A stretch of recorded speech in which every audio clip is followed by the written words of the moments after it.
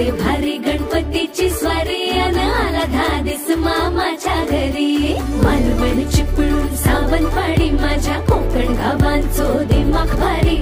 सगळ्यांनी यायचं स्वारी माझ्या कोकणा वाटे